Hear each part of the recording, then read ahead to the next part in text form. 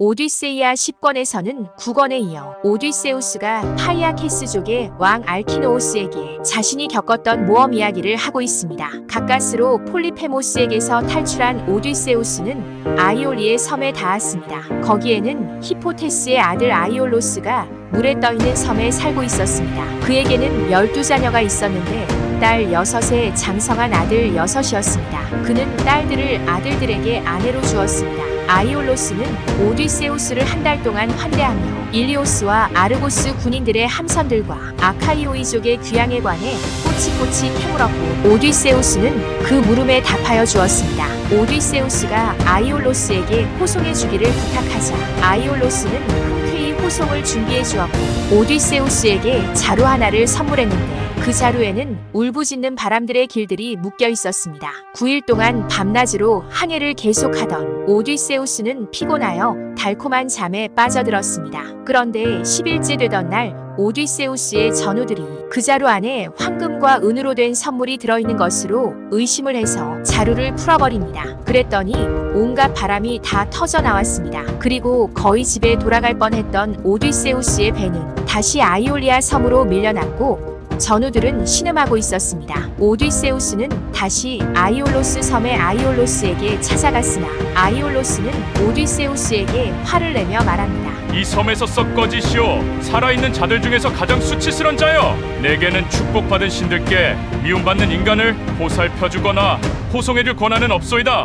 오디세우스는 할 수 없이 다시 항해를 시작했습니다. 항해한 지 7일째 되는 날 라이스트리보네스족의 텔레필로스에 도착했는데 그곳에서는 밤이 가는 길과 낮이 가는 길이 서로 가깝다고 합니다. 오디세우스는 전우 2명과 전령 1명을 뽑아 정탐을 보냅니다. 그들은 도시 앞에서 물을 깃고 있던 한 소녀를 만났는데 그녀는 라이스트리보네스족의 왕인 안티파테스의 딸이었습니다. 그녀의 안내로 안티파테스의 집으로 들어가자 산봉우리만큼이나 덩치가 커서 보기에도 혐오스러운 안티파테스의 아내가 남편인 안티파테스를 불렀습니다. 안티파테스는 전우들 중 1명을 움켜쥐더니 점심 준비를 했고 나머지 2명은 함선들이 있는 곳으로 겨우 달아났습니다. 안티파테스가 소리 지르자 사방에서 라이스트리고네스족들이 모여들었고 암벽들 위에서 오디세우스가 있는 함선으로 돌덩이들을 던졌습니다. 그들은 오디세우스의 전우들을 작살로 꿰어 식사를 위해 가져갔습니다. 나머지 전우들은 있는 힘을 다해 노를 저어 탈출을 시도하였으나 오디세우스가 탄 함선만이 암벽들을 빠져나올 수 있었습니다. 오디세우스 일행은 항해를 계속하여 아이아이의 섬에 닿았습니다. 거기에는 인간의 음성을 가지 무서운 여신, 머리를 곱게 따은 키르케가 살고 있었습니다. 오디세우스는 언덕에서 망을 보다가 전우들에게 점심을 먹이러 함선으로 돌아가던 중 사슴을 발견하여 사냥하였고 그 사슴으로 전우들은 해가 질 때까지 고기와 술로 잔치를 벌였습니다. 다음날 아침이 되어 오디세우스는 전우들을 2패로 나누고 지휘자를 오디세우스 자신과 에우릴로코스로 정하고 나서 청동을 댄 투구 안에 제비를 넣고 흔들었습니다. 그러자 에우릴로코스의 제비가 튀어나왔습니다. 그들은 안티파네스에게 당했던 기억으로 두려움에 떨며 키르케가 있는 궁전으로 향합니다. 그들이 궁전에 도착했을 때 늑대들과 사자들이 그들에게 아양을 떨었고 궁전 안에서는 키르케가 노래를 부르며 배를 짜고 있었습니다. 전우들이 목소리를 높여 그녀를 부르자 그녀는 그들에게 안으로 들어오라고 합니다. 그들은 얼떨결에 그녀를 따라 들어갔지만 지휘자인 에우릴로코스는 어떤 흉계를 예감하고 뒤에 처져 있었습니다. 그들이 키르케가 준 치즈와 보리가루와 노란 꿀과 프람네산 포도주에 해로운 약을 섞은 것을 먹고 돼지가 되자 키르케는 그들을 돼지우리에 가두었습니다. 한편 에우릴로코스는 함선으로 돌아가 비통한 심정으로 전우들의 파멸에 관한 소식을 전합니다. 소식을 들은 오디세우스는 은못을 박은 큰 청동칼과 활을 어깨에 메고는 에우릴로코스에게 길을 안내하라고 합니다. 에우릴로코스는 울면서 오디세우스에게 도망치자고 애원합니다. 오디세우스가 에우릴로코스에게 말합니다. 에우릴로코스여, 그대는 여기 이 장소에 머물며 속이 빈 검은 배 옆에서 먹고 마시도록 하시오. 하지만 나는 가겠소. 안 가려야 안 갈 수 없기 때문이오. 오디세우스는 키르케의 궁전으로 가는 중 황금 지팡이의 헤르메스를 만났는데 그는 키르케의 마법이 통하지 않게 하는 몰리라는 약초를 줍니다.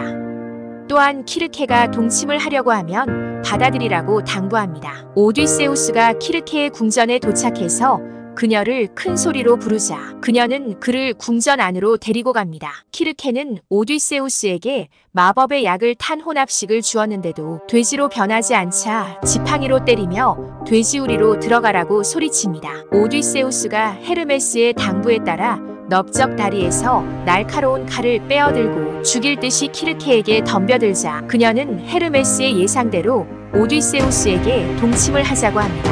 오디세우스는 키르케가 자신에게 고통과 재앙을 꾀하지 않겠다는 맹세를 듣고 나서야 동침합니다. 오디세우스는 키르케의 4명의 시녀들로부터 극진한 대접을 받았고 한 시녀가 오디세우스에게 음식을 건네주었으나 오디세우스는 먹지 않았습니다. 키르케가 자신은 맹세를 했으니 흉계를 의심하지 말라고 말했습니다. 오디세우스가 키르케에게 말합니다. 키르케여, 제대로 된 남자라면 전우들을 풀어주고 그들을 제 눈으로 보기 전에 누가 감히 음식부터 들 수 있겠소. 그대가 진심으로 내게 먹고 마시기를 권하는 것이라면 내 눈으로 볼 수 있도록 사랑하는 전우들을 풀어주시오. 이 말에 키르케가 돼지우리에 있는 전우들에게 각자 다른 약을 발라주었고 다시 사람으로 돌아왔는데 예전보다 훨씬 젊어지고 준수하고 커 보였습니다. 그들이 감격하여 제외하는 모습을 보고 불쌍한 마음이 든 키르케는 나머지 동료들도 데리고 오라고 합니다. 오디세우스는 동료들을 데리러 함선으로 갔는데 전우들이 엄마 잃은 송아지처럼 울고 있었습니다. 오디세우스가 나타나자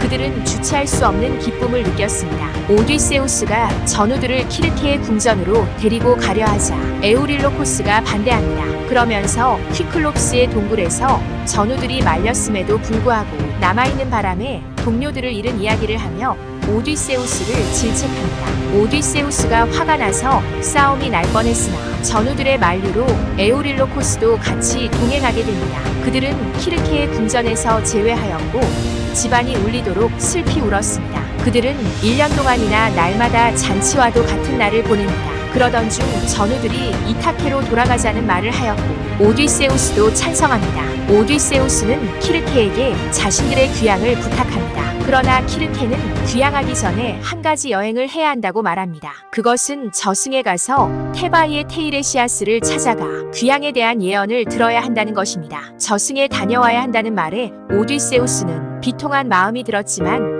귀향을 위해 저승에 다녀오겠다고 합니다. 오디세우스는 잠자고 있는 전우들을 깨워 함께 길을 나섰는데 전쟁에서도 용맹스럽지 못했던 엘페노르란 자가 술에 취해 자고 있다가 전우들의 목소리와 발걸음 소리를 듣고 갑자기 벌떡 일어나는 바람에 사다리를 타고 내려오는 것을 잊어버리고 지붕에서 그대로 뛰어내려서 목이 부러져서 죽었습니다. 오디세우스가 전우들에게 귀향하기 전에 먼저 저승에 다녀와야 한다는 말을 전하자 전우들은 머리를 쥐어뜯으며 울부짖었습니다. 신화에서는 영웅들이 종종 저승에 다녀오는 경우를 볼 수 있는데 영웅으로 인정받기 위해 거쳐야 하는 통과 의례처럼 여겨지기도 합니다. 그 사이 키르케는 저승에서 쓰게 될 숫 양 한 마리와 검은 암양 한 마리를 함선에 묶어둡니다. 키르케는 남성 중심의 가부장적인 사회에 도전하는 인물로 묘사되기도 합니다. 키르케의 오디세우스에 대한 복종은 가부장적 규범의 회복을 의미한다고 합니다. 이번 영상에서는 오디세우스가 파이아케스족의 나라에서 알키노우스 왕에게 자신이 겪었던 모험 이야기를 하는 과정을 볼 수 있었습니다. 이상 오디세이아 10권을 요약한 내용이었습니다. 감사합니다.